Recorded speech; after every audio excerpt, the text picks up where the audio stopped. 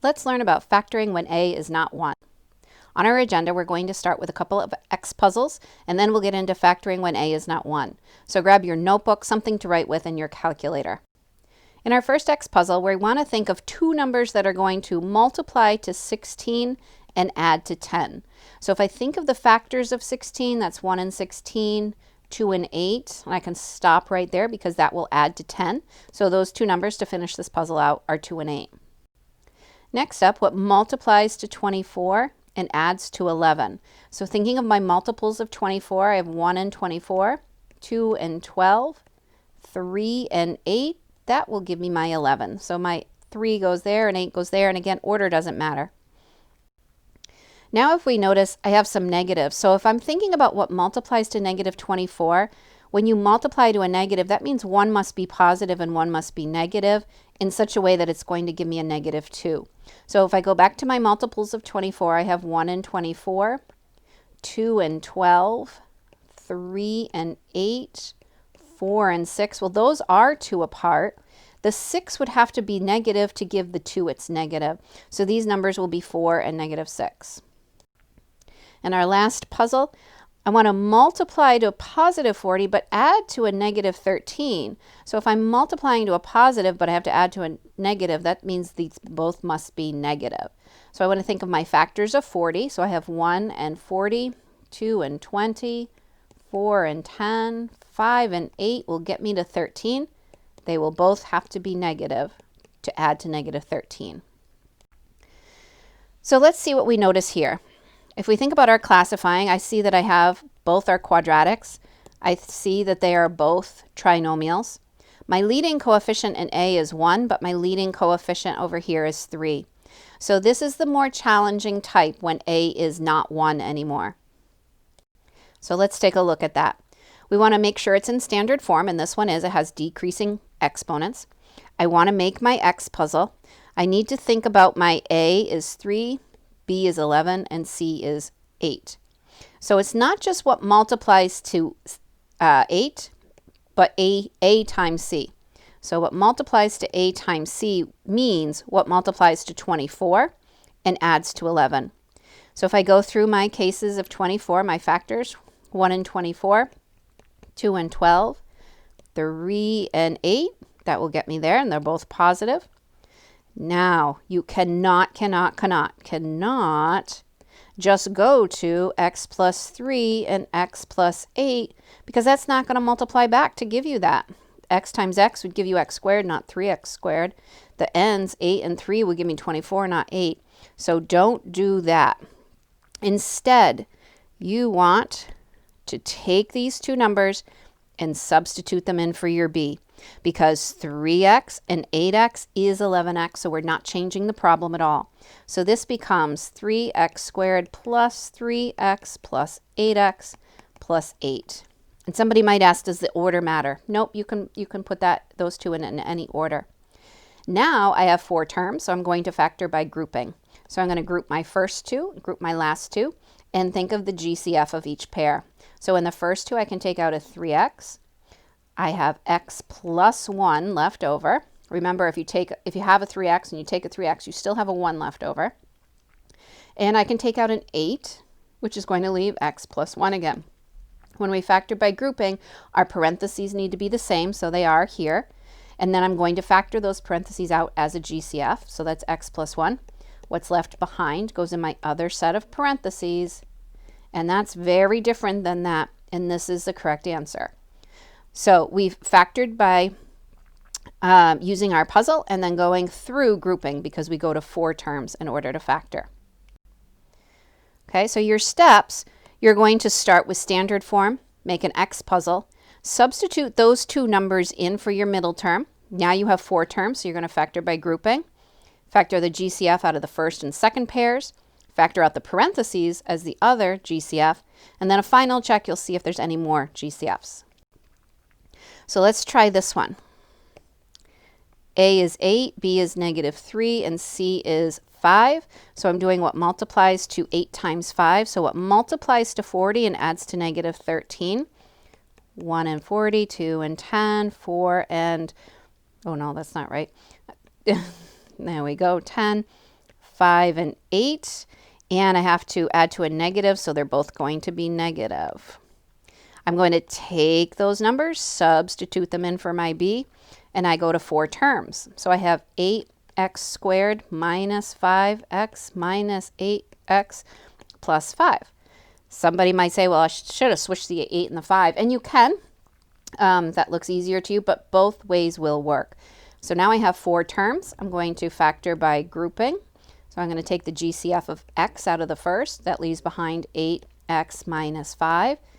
And it looks like nothing in common here. So you can take out a 1. I'm going to leave this space blank for a second.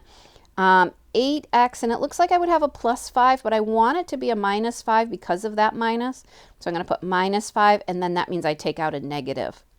My parentheses are now exactly the same, so I can factor out the GCF of 8x minus 5. And my leftover stuff goes in the other parentheses, x minus 1. That is factored.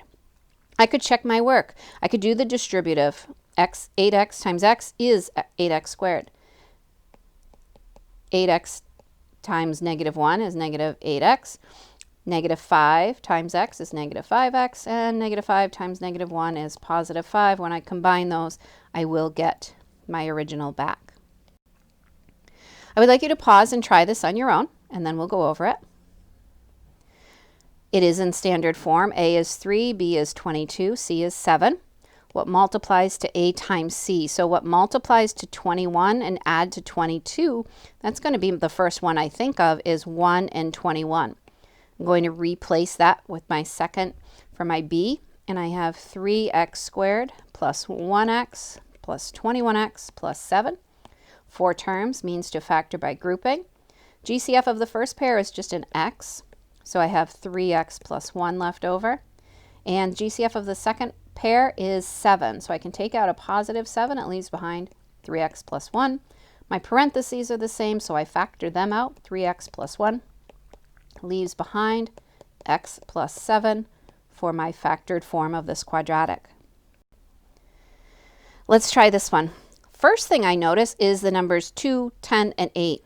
I'm going to factor out a GCF right at the beginning to make this a little bit easier.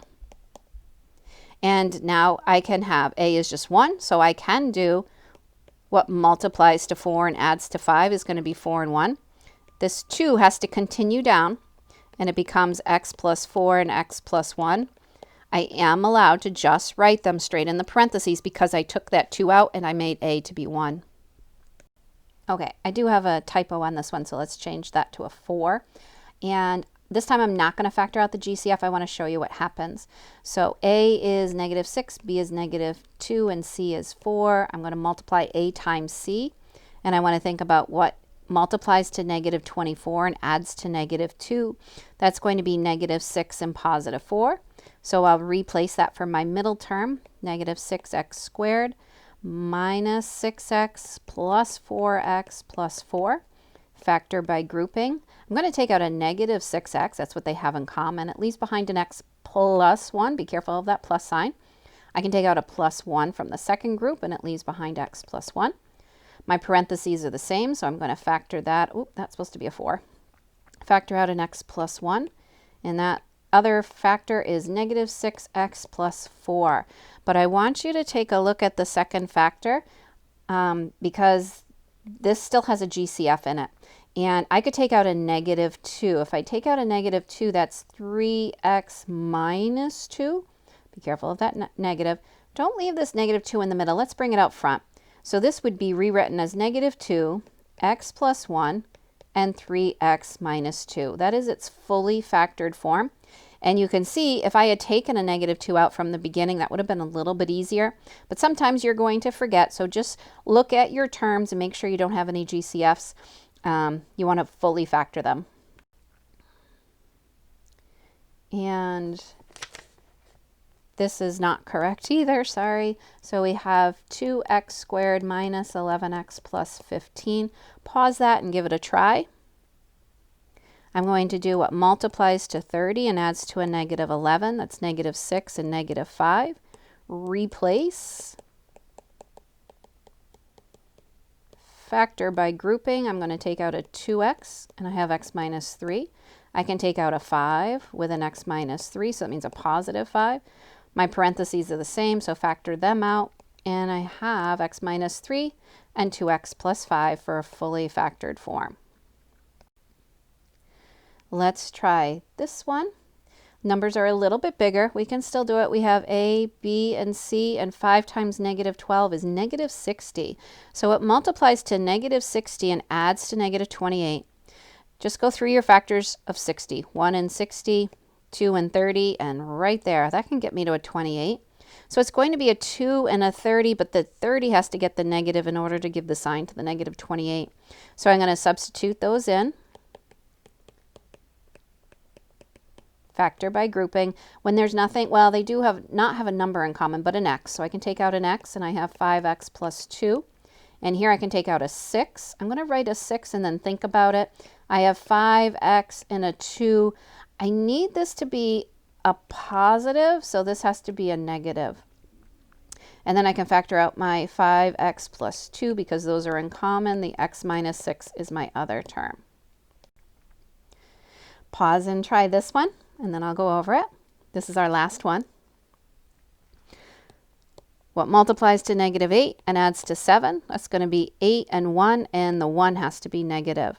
So I'm going to substitute in and factor. I can take out a 2x, and I have x plus 4 left over.